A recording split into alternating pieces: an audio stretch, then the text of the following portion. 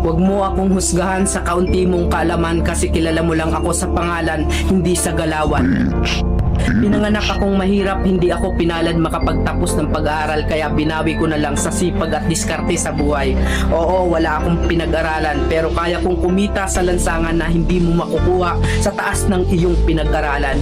Bago mo ako husgahan, daanan mo muna lahat ng napagdaanan ko para malaman mo kung sino at bakit ako ganito.